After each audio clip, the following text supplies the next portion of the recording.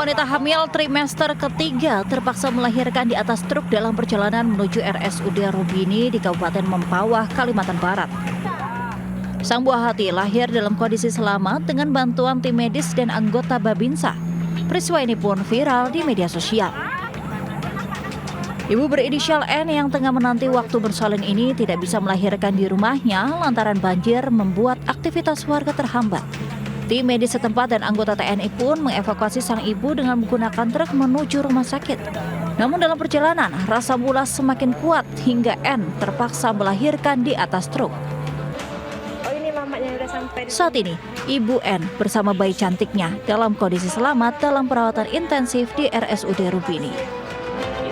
Dari Mempawah, Kalimantan Barat, Yuniarti, Anyus melaporkan.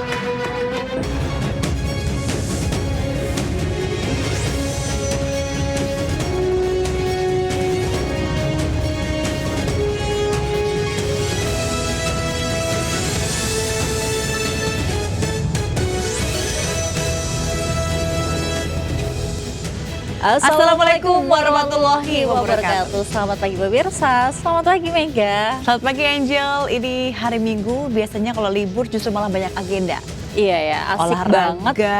Ya kan, kumpul dengan keluarga, kuliner. Asik banget kalau hari ini tuh berkumpul dengan keluarga juga mengasihkan sih. Nanti akan ada informasi seputar liburan anak nih. Anak-anak bisa ngelukis, nanti akan ada informasi yang menarik banget pokoknya. Dan juga kita hadir dengan beragam informasi menarik lain bersama kami. Saya Angelika Dea Fagam. Dan saya Mega Latu, inilah Lintas Anyus Pagi akhir pekan. Selengkapnya.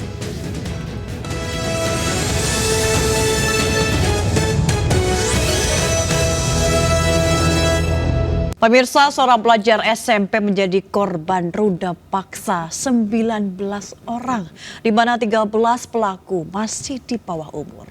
Sementara pemilik sekaligus pengasuh panti asuhan di Surabaya, Jawa Timur diduga lakukan kekerasan seksual terhadap sejumlah anak di bawah umur.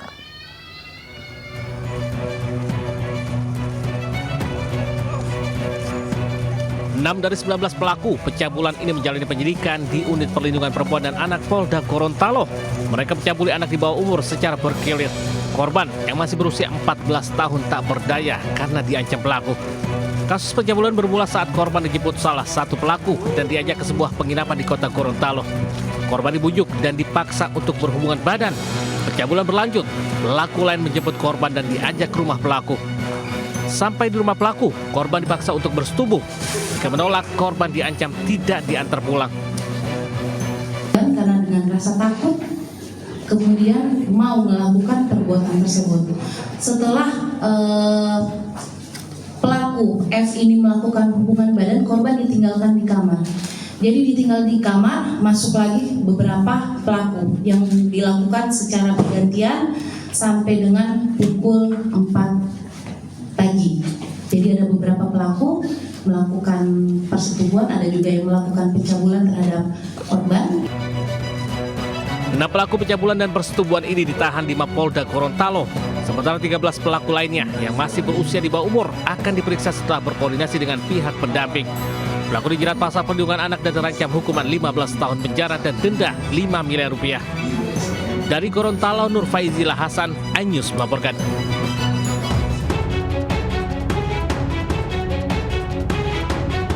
Pria berinisial NK, 61 tahun, ditangkap anggota Polda Jawa Timur karena diduga terlibat tindak pidana kekerasan seksual terhadap anak di bawah umur. Pemilik dan pengasuh panti asuhan di kota Surabaya ini sebelumnya dilaporkan orang tua korban. Saat ini penyidik Renakta Polda Jatim masih memeriksa dan mendalami keterangan NK atas kasus pelecehan itu. Polisi menduga korbannya lebih dari 1 orang. Kasus dugaan kekerasan seksual dan pelecehan yang dilakukan NK terbongkar setelah sejumlah anak panti kabur dan melapor ke Unit Konsultasi dan Bantuan Hukum Unair Surabaya. Dari Surabaya, Hari Tambayong, Anyus melaporkan. Pemirsa, polisi gerebek sarang transaksi dan penggunaan narkoba di Kota Makassar, Sulawesi Selatan. 10 gram sabu dan ratusan alat hisap disita dari lokasi.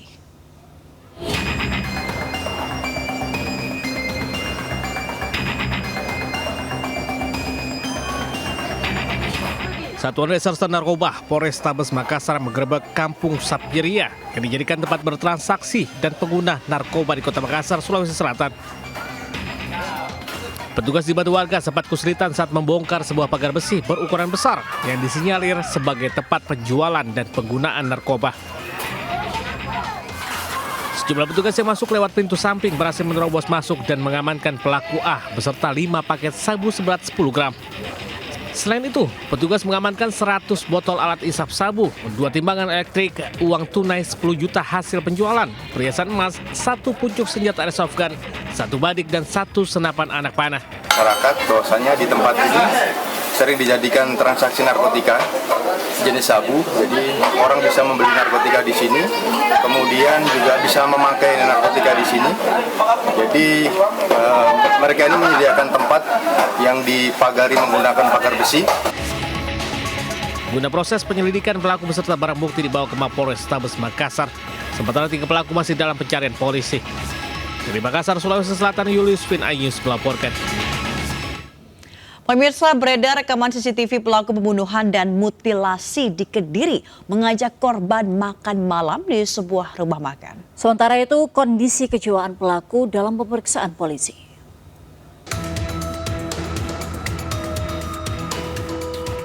Kamera CCTV dari sebuah rumah makan di Jalan Mayor Bismo, Kota Kediri, Jawa Timur, merekam beberapa jam sebelum tersangka kasus pembunuhan dan mutilasi Rohmatri Hartanto mengajak korban Uswatun Hasanah untuk makan malam. Dalam rekaman itu, keduanya seperti pasangan tanpa adanya percekcokan. Namun tak disangka, setelah itu pelaku membunuh dan memutilasi korban. Di situ kelihatan yang bersangkutan berdua ini baik-baik saja. Namun kenyataannya setelah kita lidik lebih dalam, memang ada permasalahan-permasalahan yang menimpa 2 orang tersebut. Dan jarak makan malam dengan kejadian itu berapa lama, Nak? Nanti kami dalami lagi ya, karena kan kita masih melihat sepenggal-sepenggal videonya itu ya. Untuk mengembangkan penyidikan, polisi telah memeriksa kondisi kejiwaan pelaku. Pemeriksaan dilakukan psikolog Polda Jatim selama 6 jam. Penyidik juga masih menyelidiki kemungkinan adanya tersangka atau korban lain. Pembunuhan dan mutilasi terhadap Uswatun Hasanah terjadi di sebuah hotel di Kediri, Jawa Timur. Usai membunuh, pelaku memasukkan tubuh korban ke dalam sebuah koper yang kemudian ditemukan warga di Ngawi. Sementara kepala dan kaki korban ditemukan di Trenggalek dan Ponorogo. Dari Surabaya, Jawa Timur, Hari Tambayong, Ayus melaporkan. Pemirsa, jalan di permukiman warga di Depok, Jawa Barat tiba-tiba amblas saat hujan deras. 2 anak sedang bersepeda tiba-tiba terperosok di jalan amblas tersebut.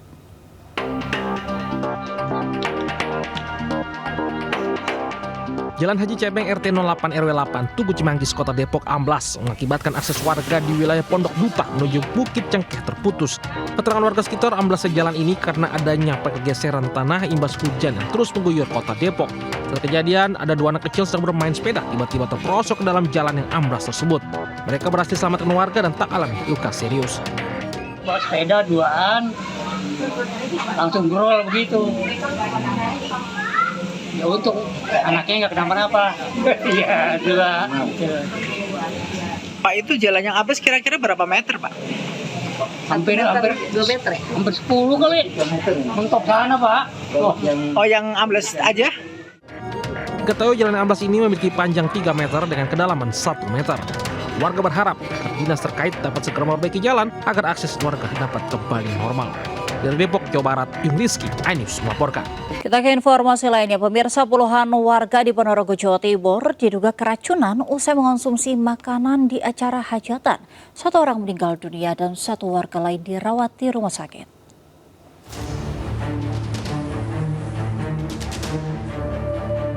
Miskun Dayun, warga desa Bonrang, Kecamatan Sawo, Ponorogo, Jawa Timur, meninggal usai diduga menyantap makanan saat acara hajatan doa bersama di rumah tetangganya. Usai disemayamkan, korban langsung dimakamkan di pemakaman umum desa setempat. Selain Miskun, belasan warga lainnya turut keracunan, bahkan 1 korban masih dirawat di rumah sakit. Diketahui sebelumnya, korban bersama 90 warga setempat mengikuti kegiatan doa bersama.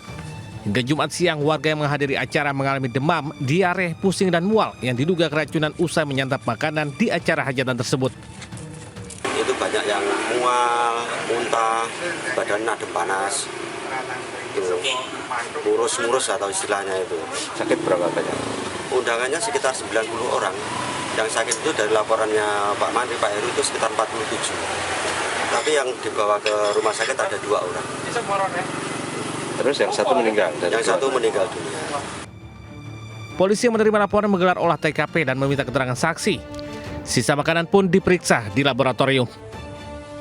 Karena untuk menentukan apakah yang bersangkutan keracunan terhadap makanan yang dikonsumsi itu, kita perlu hasil lab terlebih dahulu. Kalau memang hasil lab itu menjelaskan bahwa di dalam makanan ini terdapat racun, sehingga sudah bisa dipastikan bahwa makanan yang telah dipesan oleh pemilik rumah ini mengandung racun. Selanjutnya aparat Polres Ponorogo masih menyelidiki kasus dan menunggu hasil laboratorium.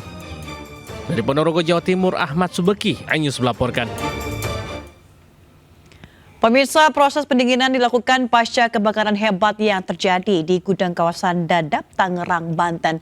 Penyebab kebakaran masih dalam penyelidikan polisi. Proses pendinginan di beberapa titik gudang yang terbakar di Dadap, Tangerang dilakukan hingga Sabtu kemarin. Karyawan mengumpulkan sejumlah mainan yang selamat dari api. Sebelumnya api muncul dari salah satu gudang yang berisi mainan dan menghanguskan 9 gudang mainan anak, sepeda, kompor, dan beberapa bahan kimia. Kebakaran menyebabkan kerugian hingga ratusan juta rupiah.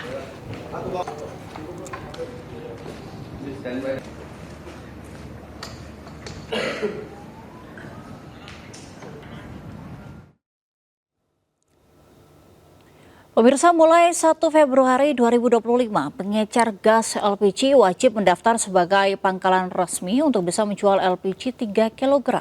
Langkah tersebut bertujuan memastikan ketersediaan LPG 3 kg bagi warga dengan harga sesuai ketentuan pemerintah.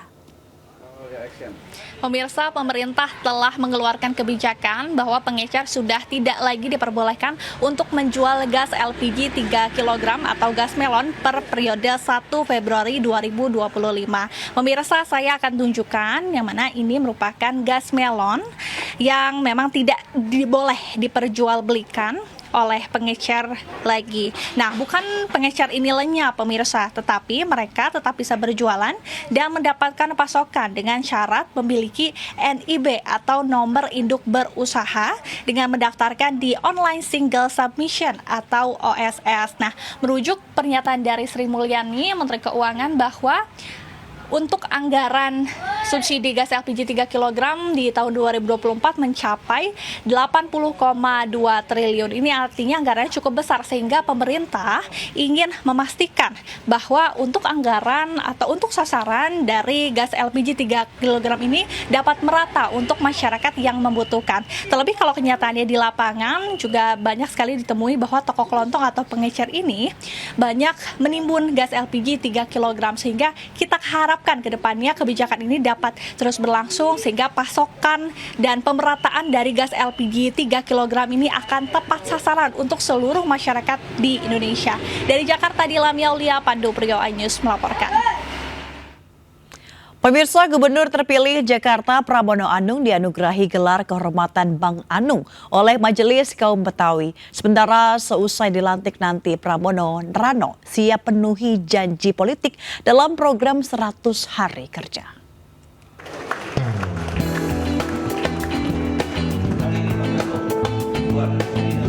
Penganugerahan gelar kehormatan adat Betawi kepada Pramono Anung diberikan secara seremonial oleh Ketua Dewan Adat Fauzi Bowo di Pondok Pesantren Putra Al-Hamid, Cipayung, Jakarta Timur. Gubernur terpilih Jakarta dianugerahi gelar kehormatan Abang Anung disertai dengan beragam adat budaya Betawi. Dalam kesempatan itu, Pramono Anung juga berjanji siap seluruh menepati janji politiknya dalam program 100 hari kerja setelah dirinya dilantik bersama dengan Wakil Gubernur Rano Karno pada tanggal 18 hingga 20 Februari nanti. Sejumlah permasalahan akan diperbaiki, antaranya soal penyelesaian kartu Jakarta Pintar, pemutihan ijazah SD, SMP, dan SMA yang ditahan dinas, dan juga fokus dalam penyelesaian masalah kemacetan, banjir, dan polusi. Rencananya akan ada sebanyak 40 program yang dicanangkan dalam 100 hari kerja pasangan ini memimpin Jakarta. Apa yang saya akan kerjakan dengan Bang Dul selama 100 hari, kami akan memenuhi janji-janji politik. Karena janji-janji politik saya dan Bang Dul adalah hal-hal yang bukan luar biasa. tetapi apa yang dirasakan secara langsung oleh rakyat Jakarta. Sebelumnya Gubernur terpilih Pramono Anung Rano Karno berhasil meraih suara tertinggi dalam Pilkada Jakarta 2024. Pramdul menang satu putaran dengan meraih 2.183.239 suara atau 50,07% dari suara sah. Pasangan diusung PDIP dan Hanura ini mengungguli pasangan Ridwan Kamil Suswono dan pasangan independen Dharma Kun Punwardana. Dari Jakarta, tim liputan melaporkan. Pemirsa dan juga Angel, nah ini saatnya hari Minggu. Jika ingin mengajak buah hati anak-anak Anda ini seru-seruan sekaligus mengekspresikan diri dalam seni, Anda bisa datang ke sebuah studio seni di PIK Jakarta Utara. Ya, ini menarik ya Mega, karena di sana anak-anak bebas berkreasi dengan cat menggunakan beragam media.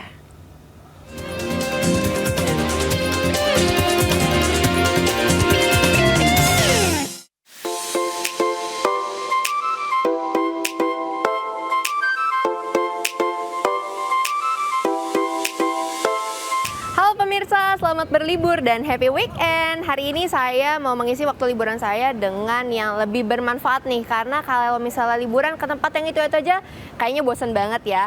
Ada satu tempat yang bisa mengasah kreativitas dan juga menguji jiwa seni saya. Jadi langsung aja kita coba ya. Go go! Art jamming, kegiatan melukis bersama-sama bisa menjadi terapi seni, mengekspresikan diri dan menghilangkan stres. Anak-anak bisa berkarya, menyalurkan perasaan melalui beragam sesi lukis di studio lukis di kawasan PIK Jakarta Utara. Sebelum melukis, sang buah hati wajib memakai jubah pelindung dan sendal khusus. Dan ini dia motion art, memadukan beragam warna cat di atas alat penggerak kanvas, menciptakan goresan indah layaknya karya pelukis profesional.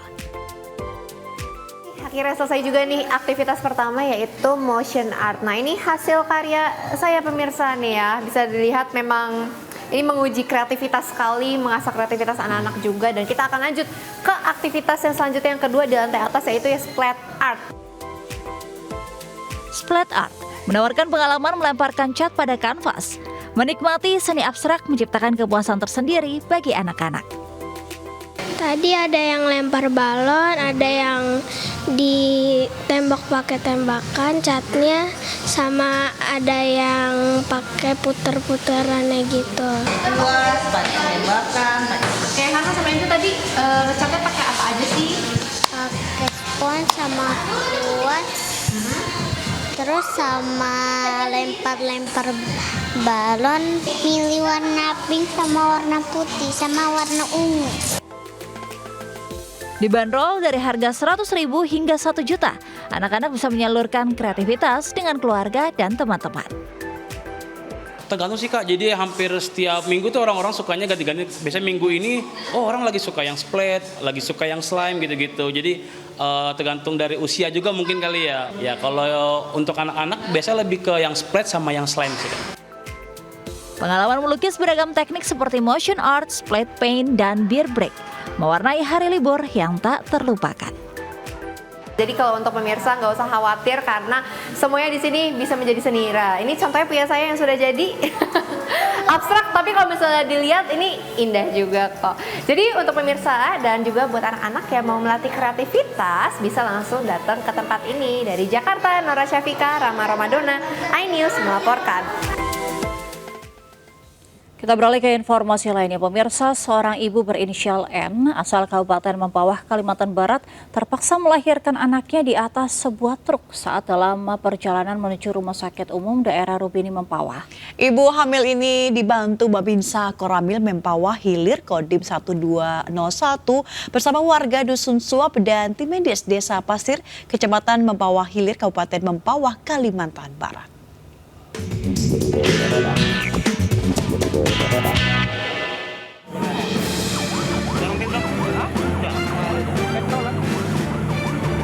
Seorang wanita hamil trimester ketiga terpaksa melahirkan di atas truk dalam perjalanan menuju RSUD Rubini di Kabupaten Mempawah, Kalimantan Barat. Sang buah hati lahir dalam kondisi selamat dengan bantuan tim medis dan anggota Babinsa. Peristiwa ini pun viral di media sosial. Ibu berinisial N yang tengah menanti waktu bersalin ini tidak bisa melahirkan di rumahnya lantaran banjir membuat aktivitas warga terhambat. Tim medis setempat dan anggota TNI pun mengevakuasi sang ibu dengan menggunakan truk menuju rumah sakit. Namun dalam perjalanan, rasa mulas semakin kuat hingga N terpaksa melahirkan di atas truk. Laki apa perempuan, Pak? Perempuan. Dari ibunya di mana? Ada dia udah masuk ruangan. Masih di GD? Masih sama-sama. Masya Allah. Makasih ya, Pak ya. Silakan, Bu.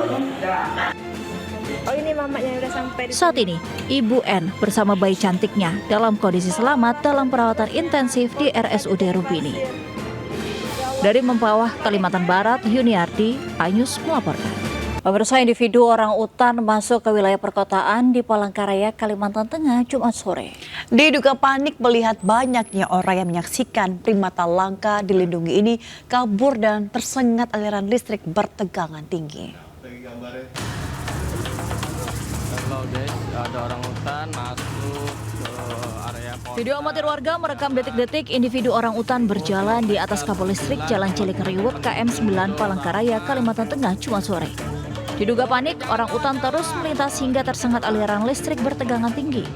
Orang utan ini awalnya berjalan dari pohon ketapang, kemudian kabur menuju pohon kelapa melalui kabel listrik di atas jalan. Tak sedikit warga yang menyaksikan sang primata langka ini. Diduga resah dengan kehadiran warga, orang utan terus melangkah. Sesampainya di tiang listrik di seberang jalan, tiba-tiba orang utan tersengat aliran listrik kemudian jatuh ke bawah. Warga berusaha memberikan pertolongan pertama hingga tim medis datang. Setelah diperiksa, detak jantung orang utan berusia 14 tahun ini telah berhenti. Berapa lama kurang lebih sekitar setengah jam dari sana sampai ke sana, tiba-tiba nyebrang. Jadi warga pun takut masalahnya kalau dia nyebrang pasti ke area kabel sebelah sini, Bang. Terus mati tadi kenapa? Meledak, Bang, kesetrum, Bang. Kalau tadi menurut pemeriksaan dokter hewan memang detak jantungnya berhenti. Kemungkinan karena disebabkan oleh kesetrum listrik tadi yang tegangan tinggi kan. Akan dirusakkan oleh dokter hewan, siapa tahu masih bisa diselamatkan, dibawa ke pusat rehabilitasi orang utan Bosnya Rumeteng sekarang. Selanjutnya orang utan dimasukkan ke dalam kandang transit untuk dibawa ke pusat rehabilitasi orang utan Nyaru Menteng Palangkaraya dengan harapan nyawanya dapat diselamatkan. Dari Palangkaraya, Kalimantan Tengah, Arisata, Anyus melaporkan.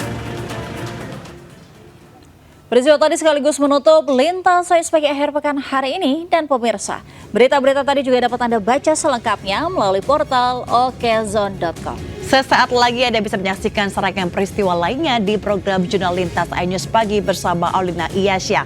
Saya Megalatu. Dan saya Jelika Deva mundur diri. Selamat pagi, selamat menikmati akhir pekan Anda. Wassalamualaikum warahmatullahi wabarakatuh.